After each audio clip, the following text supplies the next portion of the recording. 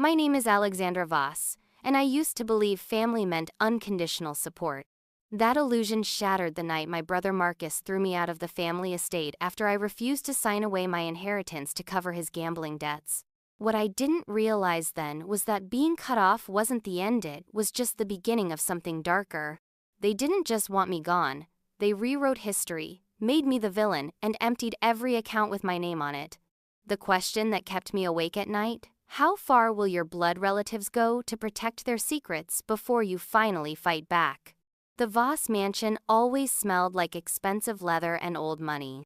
That autumn evening in 2018, it felt like a prison, crystal chandeliers casting shadows too sharp, marble floors too unforgiving, the air too thick with tension to breathe properly. I stood in the mahogany-paneled study where our family had made every important decision for 3 generations. Marcus paced the room like a predator, his expensive suit jacket discarded, shirt sleeves rolled up, the picture of controlled fury. "You're going to sign these papers, Alexandra," he said, voice unnaturally calm as he slid the documents across our father's antique desk. "The family needs this. I need this." I skimmed the pages, my stomach dropping with each paragraph. "You want me to transfer my trust fund grandmother's legacy to cover your debts? Are you insane?" "It's temporary," he insisted, the muscle in his jaw twitching. "I'll pay it back before anyone notices." $3 million isn't temporary, Marcus. What did you do? His eyes darted away. "Business investments.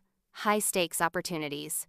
Gambling debts," I corrected flatly. The silence confirmed it.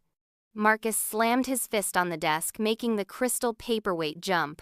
"You've always been judgmental. Perfect Alexandra, father's golden child." I laughed bitterly. "Is that what you think? That I'm the favorite? You've been running this family since father got sick. And keeping it afloat," he shouted, mask finally slipping. "While you've been playing charity worker, I've been managing everything." "Managing it into the ground, apparently," I said quietly. His face darkened. "Sign the papers, Alexandra." I stood firm. "I won't enable this. We should tell father." "You'll never amount to anything." His voice exploded through the room, echoing off the high ceilings. "You think your little nonprofit work matters? Your pathetic attempts at independence? You're nothing without this family name." I felt something crack inside me, the last fragile thread of respect I'd been desperately clinging to. "I'd rather be nothing than be like you." Marcus stepped closer, voice dropping to something more dangerous than his shouting. "Get out, you're no longer welcome here." Behind him, our mother appeared in the doorway, her silk robe wrapped tightly around her thin frame. She'd been listening. "Perhaps it's for the best, dear," Charlotte said coolly. "Not to Marcus, but to me. You've always been different from us." That was the knife twist I hadn't expected, not Marcus's rage, but our mother's casual dismissal. I grabbed my bag, already mentally cataloging what little in this house was truly mine. My father's study door remained closed as I passed it.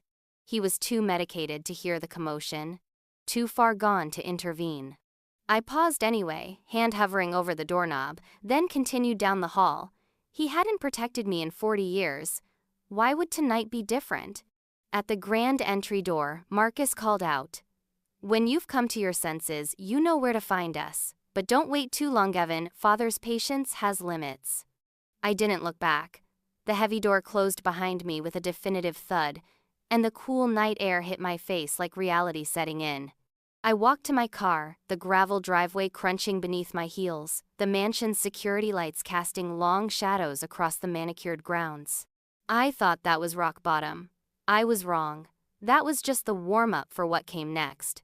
By morning, my phone wouldn't stop buzzing. Notifications, text messages, missed calls, all from numbers I recognized but suddenly felt foreign. I ignored them until I'd checked into a hotel and showered, trying to wash away the previous night. When I finally looked, the first headline made my blood run cold. "Voss family cuts ties with troubled daughter. Embezzlement allegations surface." My coffee cup nearly slipped from my hand. There were more article after article quoting family sources about how I'd been stealing from the Voss Foundation for years, how I'd betrayed the very charity work I'd dedicated my life to. Photos of me at galas and fundraisers now carried captions like, the face that fooled Boston's elite, and charity fraud, how Alexandra Voss deceived donors. They'd move with stunning efficiency. The family PR machine had constructed a perfect narrative overnight. Alexandra, the unbalanced daughter, the black sheep who finally went too far. No one asked for evidence. No one questioned why I'd suddenly turn against my own foundation. The Voss name was enough. Their version of events became instant truth. I spent that day wandering Boston in a daze, catching glimpses of myself in shop windows, wondering if passers-by recognized the woman being crucified in the news. By evening, I found myself at the harbor, watching boats rock gently in their moorings as the sun set over the water. My phone battery had died hours ago, a small mercy. Standing at the railings, watching darkness settle over the city I'd called home my entire life, I understood what it meant to be truly alone. The universe had tilted, revealing how quickly a life could be erased, a reputation shredded, a future obliterated. I whispered into the salt-tinged air, "They think they've destroyed me, but this is just the beginning." That sentence became my mantra for months. Sometimes it was the only thing that got me out of bed in the morning. 6 months passed since I walked away from the Voss mansion with nothing but my name, which, as it turned out, wasn't worth much anymore. By spring 2019, I'd pieced together a life in a small apartment above Lucia's bookshop in Cambridge. Minimum wage, anonymous existence, no credit cards or social media. I'd vanished from the circles that once welcomed me. Most evenings I closed the shop, straightening shelves while Lucia counted the register. Sometimes she'd leave a book on the counter. "You should read this one, Alex." Always something about resilience or reinvention. I needed those small kindnesses more than she knew. One Tuesday night, as the last customer left, Lucia handed me a thick envelope. "Certified mail," she said, eyebrows raised. "Looks important." My heart raced as I carried it upstairs.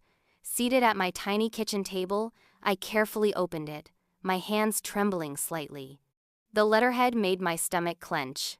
Commonwealth of Massachusetts, Department of Justice. Inside was a formal notification. I was named as the primary subject in an investigation into financial mismanagement at the Voss Foundation. The document referenced substantial evidence and signed authorizations bearing my signatures I had never made.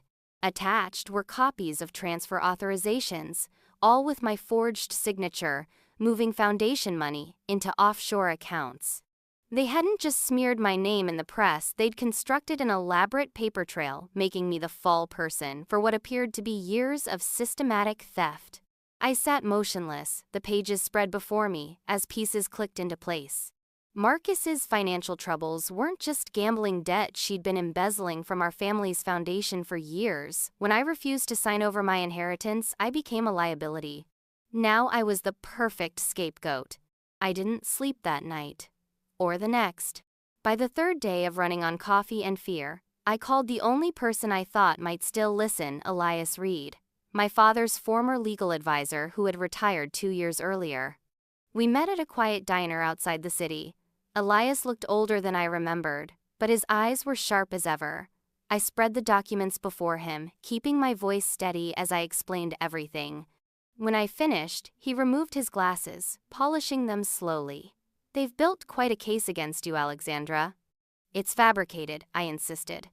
"I believe you," he said carefully, "but belief and proof are different animals. Can you help me?" He considered me for a long moment. "Your brother has powerful friends. This goes beyond just your family." "I don't care how powerful they are," I said, surprising myself with the steel in my voice. "They're not getting away with this." Elias smiled for the first time. "There's your father in you after all." He gathered the papers, tucking them into his briefcase. "I'll make some calls. In the meantime, keep your head down and trust no one." As weeks turned into months, I continued my double life bookstore clerk by day, amateur investigator by night. Elias connected me with Julian Parker, a forensic accountant with a grudge against the type of financial institutions the Voss family used. Together, they taught me how to follow money trails, recognize patterns, and document everything. Small breakthroughs came slowly. We traced one offshore account to a shell company. The shell company connected to a property development that had mysteriously collapsed, taking millions of investor dollars with it. Marcus's name appeared nowhere, but his fingerprints were all over the transactions, the same patterns, the same timing, the same structural flaws. Then came the email, anonymous, untraceable, containing only a video attachment and the message, "You're not alone in this fight." The video showed Marcus at a private gambling club, clearly intoxicated, boasting to someone off camera, "The beauty is, she'll never figure it out. We've got her signature on everything." Perfect little Alexandra, always so trusting with the family paperwork. His laugh made my skin crawl. I forwarded it to Elias immediately, my hands shaking with a potent mixture of vindication and rage. His response came within minutes. "This changes things. Come to my office tomorrow." That night, I stood at my apartment window, watching rain streak down the glass, distorting the streetlights below. For the first time in almost a year, I felt something other than fear or resignation. It was purpose-cold, clear, and absolute. "You picked the wrong sister to frame," I whispered to my reflection.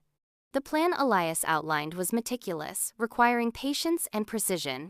We wouldn't just clear my name, we would expose everything. The embezzlement, the fraud, the network of enablers who helped my family maintain their pristine image while robbing their own charity. Over the next 3 months, we built our case in silence.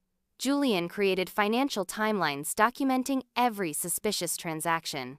Elias reached out to former employees who'd been mysteriously terminated after raising questions. I reviewed years of foundation meeting minutes, finding discrepancies between approved expenditures and actual outlays. The breakthrough came from an unexpected source. Lucia's niece worked at the private bank the Voss family had used for generations. Over dinner one night, she mentioned how strange it was that Marcus Voss had been pushing for digital-only statements for all accounts, including the foundation's. He specifically requested that nothing be mailed to the main house anymore, she said, not realizing the significance. Said it was for environmental reasons. The final piece slid into place. With Elias's guidance, we filed for a subpoena of all foundation banking records, digital and physical. The judge, a former colleague of my father's who had known me since childhood, granted it within 48 hours. What we found was more damning than even I had imagined. Not just embezzlement from the foundation, but systematic fraud spanning years. Marcus had been siphoning money from every corner of the family empire, covering his tracks by shifting funds between accounts, including mine. 2 years to the day after I walked out of the Voss mansion, I stepped into the Boston Convention Center for the annual Voss Foundation Galathay social event of the season. I wore a simple black dress, hair pulled back, no jewelry. I wanted nothing to distract from what was about to happen. Security didn't recognize me at first. When they did, confusion rather than alarm crossed their faces. I wasn't on any list, but my name still carried enough weight to create hesitation. "Miss Voss," one finally said, "I don't think—" "It's all right," I assured him. "I'm expected." Inside, the ballroom glittered with Boston's elite. Crystal chandeliers, white orchid centerpieces, champagne flowing freely, all paid for with money meant for children's hospitals and education programs in underserved communities. I moved through the crowd unseen at first, a ghost at my own family's party. Then whispers started, heads turned, conversations halted mid-sentence as recognition spread across the room. Near the stage, Marcus stood with our mother and father, the latter in a wheelchair now, his once imposing frame diminished by illness but his eyes still sharp. Marcus saw me first, his champagne glass freezing halfway to his lips, color draining from his face. I approached slowly, giving him plenty of time to realize what was happening. Behind me, Elias and Julian entered with 2 representatives from the Attorney General's office. "Alexandra," my mother managed, voice strangled. "What are you doing here?" "Finishing what I started," I said calmly. Marcus recovered quickly, public smile sliding into place. "Ladies and gentlemen," he announced, voice carrying across the suddenly quiet room. "My sister has decided to join us after all. Family reunions are so touching, aren't they?" A nervous titter ran through the crowd. "Actually," I said, voice just as clear, I'm here on behalf of the real victims of the Voss Foundation, the children and communities who were promised help that never came because the money meant for them went elsewhere. The room fell silent. Marcus's smile hardened. I nodded to Julian, who connected his laptop to the ballroom's projector system.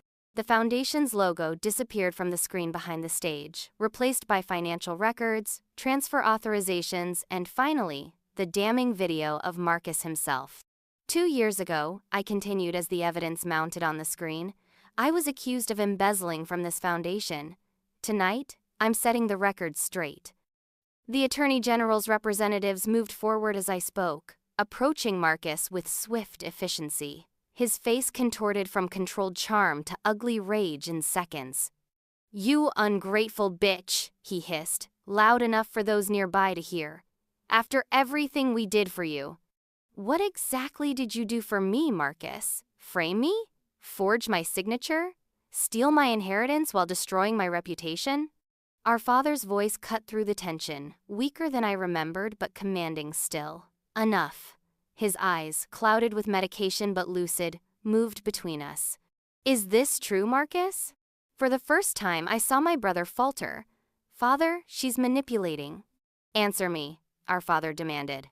The silence told everyone what they needed to know.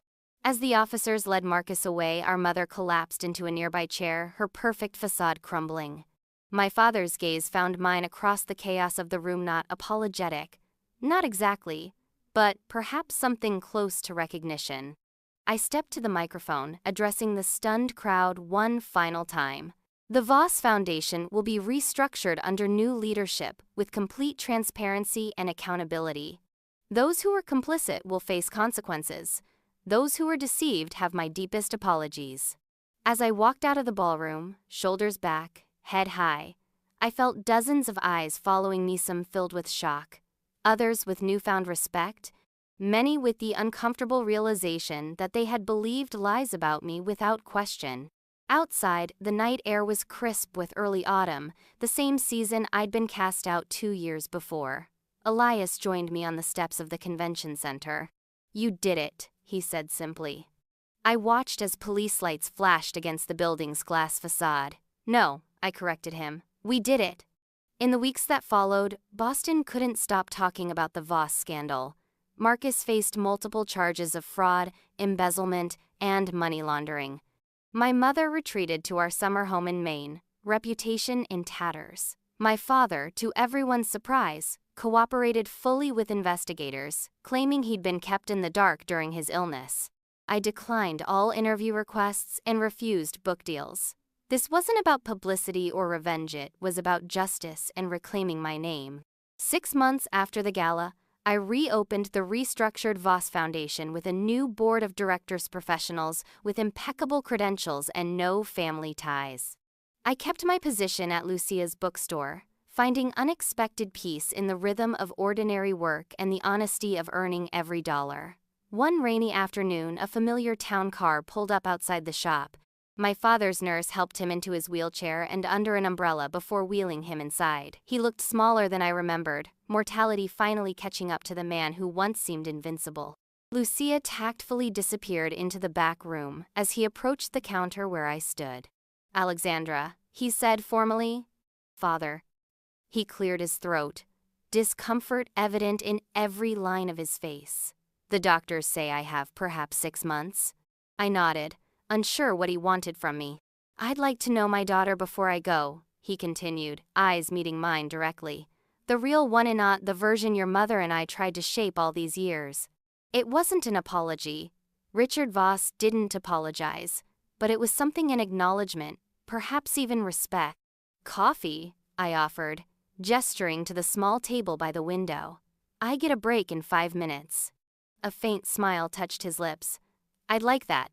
As I finished with my customer, I realized the anger I'd carried for so long had transformed into something else. Senate forgiveness.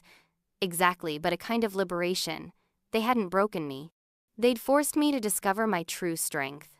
Looking back, I now understand this wasn't a story about revenge. It was about truth, how easily it can be buried, how fiercely it fights to surface, and how powerful it becomes when finally revealed.